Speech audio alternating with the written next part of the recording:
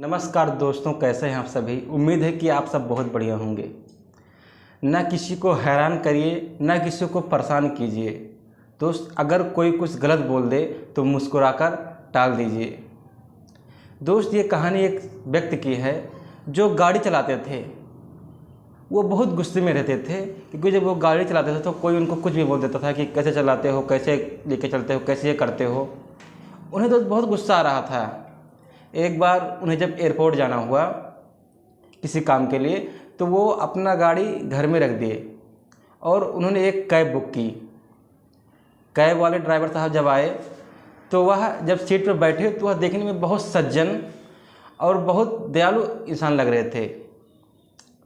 जैसे दोनों गाड़ी पर बैठे और चलने लगे, कुछ ही दूर गए कि सामने एक बाइक वाला आ गया और बाइक वाला आया उनके सामने और कहने लगा कि पीछे से कैसे जाते हो, कैसे ये करते हो, वो कैसे करते हो।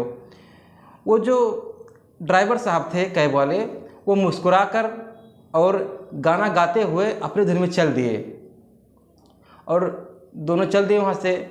और जैसे कुछ आगे फिर गए, एयरपोर्ट 1-2 किलोमीटर वहाँ से बचा हुआ था, पहुँचने ही वाले थे कि नो पार्किंग में से एक गाड़ी सामने उनकी आई और आगे के खड़ी हो गई। इतनी ज़ोर से आई कि अगर वह ब्रेक नहीं मारे होते तो शायद आज बहुत बड़ा एक्सीडेंट हो जाता, बहुत बड़ा आज हादसा हो जाता। और जो वो गाड़ी वाला था, अब बात तो ये है कि वह उल्टे उन्हीं को सुनाने लगा। वह ज़ोर से चिल्लाने लगा और वह कैब वाले ड्राइवर को गाली देने लगा और उन्हें बहुत कुछ उल्टा सीधा कहने लगा। लेकिन वो जो ड्राइवर साहब थे वो मुस्कुराकर हाथ जोड़कर वहाँ से आगे निकल गए। अब पीछे जो पैसेंजर बैठे हुए थे इनको सहन नहीं हुआ, इनको रहा नहीं गया कि ये कैसा। उन्होंने कहा कि हम जब घर से चले तो सामने एक बाइक वाला आ गया, आप हंसते मुस्कुराते वहाँ से भी चल दिए।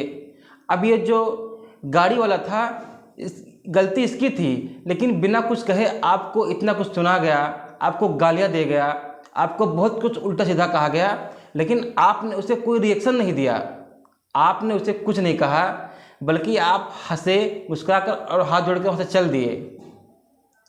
ऐसा क्यों होता है? और आप जानते हैं कि हमारे यहाँ पर रोड पर कैसे कैसे लोग चलते हैं।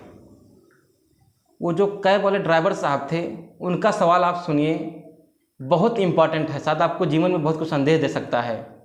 उन्होंने कहा कि साहब, मेरा तो यह रोज़ का काम है, मैं पूरे दिन भर गाड़ी चलाता हूँ और पता नहीं कितने लोगों से मैं ऐसे मिलता हूँ जो गलती भी उनकी होती है उसके बाद मुझे सुना के चले जाते हैं वो लोग, और मुझे उल्टा सुना के चले जाते हैं। गलती भी उनकी ही होती है, लेकिन मैं क्या करूं? मैं अगर उनको रिएक्ट करूं तो उनके जैसा मैं भी हो जाऊं, उनके जैसा मैं भी हो जाऊंगा। आप जानते हैं ना, ये वो लोग हैं, आप कचड़े की गाड़ी देखे हैं? कचड़े की गाड़ी जब पूरा भर जाती है, ओवरलोड हो जाती है, तो उसके ऊपर से कचरा बाहर गिरने लगता है और गिरते गिरते जाता है। ये लोग ठीक उसी कचरे के प्रकार से हैं। ये इतने फ्रस्ट्रेट रहते हैं, ये इतने नाराज़ रहते हैं, ये इतने परेशान रहते हैं कि अपना गुस्सा किसी दूसरे पर थोपना चाहते हैं, अपनी गलती किसी दूसरे पर ढा देना चाहते हैं। और अगर इनके तरह मैं भी बिहेवियर करने लगा तो मैं भी वैसा ही हो जाऊंगा। मैं एक इंसान ना बनकर मैं एक कचड़े की गाड़ी बन जाऊंगा, ये कचड़े की गाड़ी बन जाऊंगा मैं। और मैं नहीं चाहता कि मैं ये बन जाऊं, क्योंकि अगर मैं भी ये करने लगा तो मैं भी अपने घर जाकर अपने बीवी बच्चों को गुस्साऊंगा, अपने पैसेंजर हैं उन पर गुस्सा करूंगा, जो मेरे दोस्त हैं मैं उन पर गुस्सा करूंगा। और मैं नहीं चाहता कि मैं ये चीज़ बन जाऊं। और दोस्त, उन व्यक्ति ने जो कहा कि आप कभी भी आपके सामने ऐसी कोई स्थिति है तो आप नम्र रहिए, क्योंकि आपके नम्र होने से ना बहुत बड़ी विपदा टल सकती है।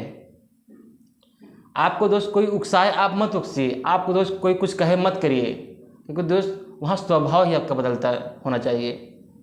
ठीक दोस्त, इसी प्रकार अपनी मेहनत, अपनों के प्यार की बदौलत, ऊपर वाले के आशीर्वाद की बदौलत कर दिखाओ कुछ ऐसा कि दुनिया करना चाहे आपके जैसे।